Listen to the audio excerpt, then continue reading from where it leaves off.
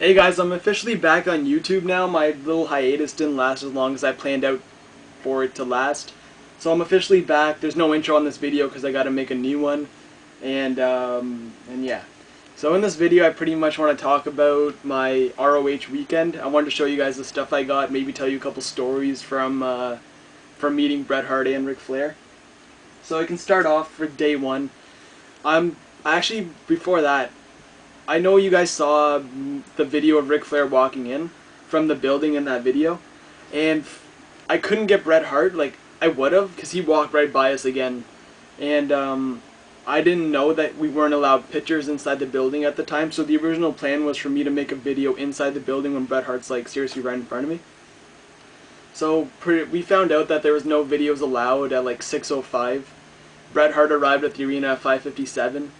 So by then it was kind of too late, and if they caught you having any pictures around or any cameras, they'd kick you out of the building.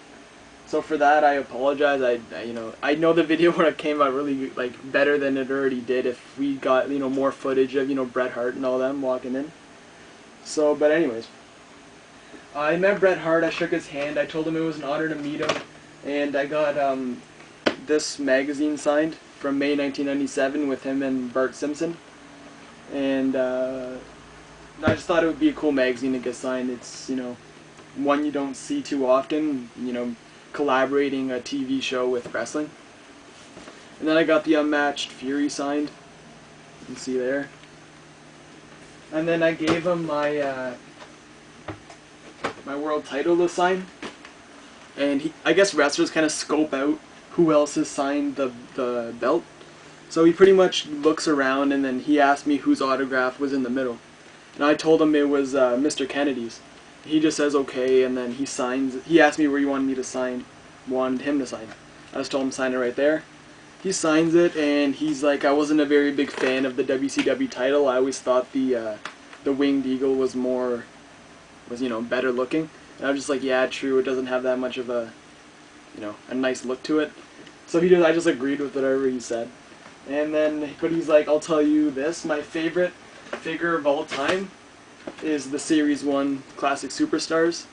And then he signed that. So, there you see that. This is already worth like over $100, and with Bret Hart's signature on it, it's probably way up there right now. And so that's what I got signed by Bret Hart. So we watched the ROH show, and during the intermission, I go to the ROH store. And they had a whole bunch of DVDs and stuff there. So I got Joe versus Kabashi, which is supposedly the best match like a lot of people have ever seen. I was talking with WWE G86, and he said, definitely buy this DVD because, Joe and Kabashi beat the hell out of each other, and it was just a 5-star match kind of thing. So I bought that.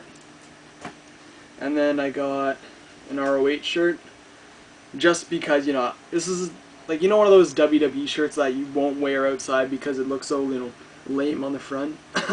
Well, this isn't one of them, and I was trying to find a shirt that looked very, lame to wear. The back's a little bit, but other than that, it's a cool shirt, and I'm really a big supporter of ROH now, especially after seeing the stuff that they put on. And then I bought this shirt. It's the Briscoe Brothers t-shirt. And there you go, and it says the Briscoe Brothers on the back. Another cool shirt I wanted to get. Awesome tag team, by the way. They had a match against the Super Smash Brothers, and they tore the first two matches of the show. First was Sanjay Dutt versus El Generico, which was an awesome match. It ended in a draw because they went over the 15-minute time limit, and you had the crowd chanting, 5 more minutes, and then Sanjay did the heel thing and he just walked out.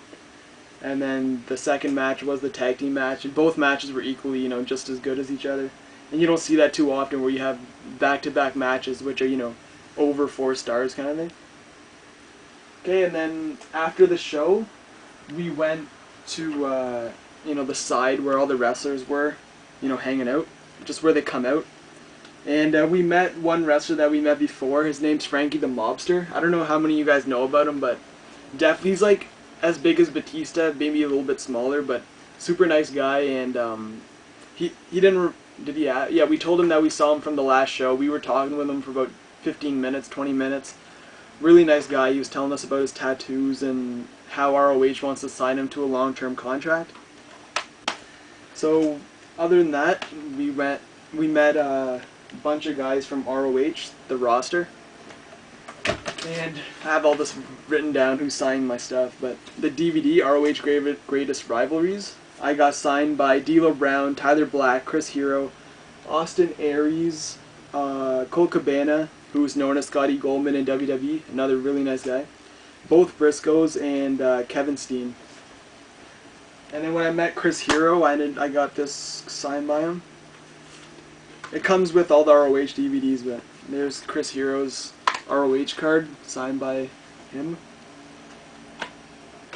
And also got my TNA Impact game signed by D'Lo Brown and Austin Aries, but I left that at Legend Killer 410's house, so I don't have it to show you guys. And Austin Aries does not like TNA, and just so you guys know, you saw on Legend Killer 410's ring he put T in gay, and on my ring or on my game he drew a mustache on Kurt Angle and he just wrote his name right over his face. So whatever. Oh, he was also saying how he was a wrestling machine long before Kurt Angle ever was. And, you know, just stuff like that, you're kind of like, dude, you're in ROH. You know, Kurt Angle's like a worldwide superstar, and for you to say that's kind of insane. But anyways, he's really good on the mic. He really knows how to, you know, piss people off, and I guess he's doing his job by saying that kind of stuff. But then we met Lance Storm. He was one of the last guys to leave the building. And I got ECW One Night Stand signed by Lance Storm, and the very first issue of ECW magazine signed by Lance Storm as well. Okay, I just want to see how much time I got left to talk about day 2. 3 minutes. Okay, so I gotta hurry. Oh yeah, also I met the Briscoe brothers in the back, and I got them to sign their own t-shirt.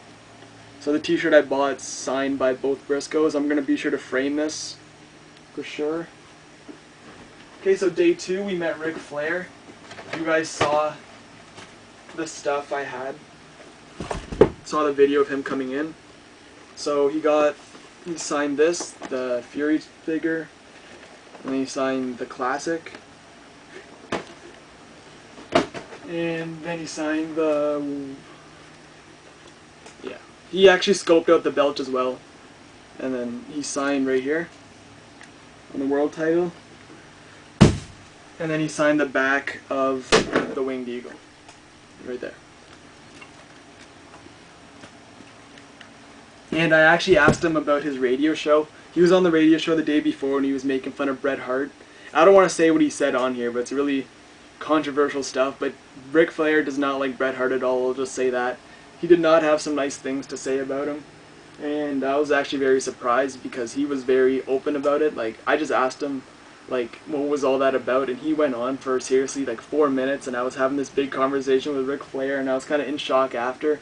Legend Killer 410 standing like a couple feet away listening to everything that's going on, and he was in shock too. He didn't think that Ric Flair would be, you know, so open about the stuff he says about people, but what can you do? Okay, and then we met Lance Storm again, and I got an 8x10 signed by him. That.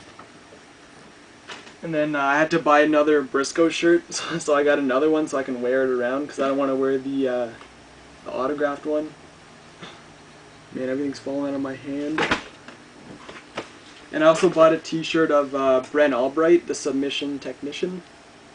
It's another cool looking shirt. It says Submission Technician on the back. And then D'Lo Brown told Legend Killer 410 that he didn't want to sign his TNA ring. So he's like, go get a WWE ring, cross out WWE, and write TNA on it. So I did exactly that, and I got the ROH ring signed by D'Lo Brown, Bobby Cruz, who's the announcer, the Prince, Jerry Lynn, Necro Butcher, Sanjay Dutt, Kevin Steen, Grizzly Redwood, Claudio Casanoli, Frankie the Mobster, El Generico, and Jay Briscoe. So there's the TNA ring, or not TNA, ROH ring. See, I crossed out all the WWE and put ROH all on there. A lot of the wrestlers had a really big kick out of it. They just like, oh, I like what you did with the ring. I'm like, thank you. There's that. And then I just got an 8x10 signed by the Prince after the show. and an ROH hat. And I think that's all I got. So, I'll see you guys next time. Oh, actually, I got 30 seconds. But yeah, the Prince autograph, he was actually backstage and he didn't know, he had no money on him, I guess. So he's like, I have a 8x10. Did you want to buy it off me for $5? I need money to like go buy Tim Hortons or something. So I just like, yeah, sure. So I gave him $5. He signed it for me, and he's like, next ROH show, I got you hooked up. So I'm like, deal. But yeah, really good time. I recommend you guys go check out ROH. Best wrestling I've seen in a long time. And that's, seriously, that's it.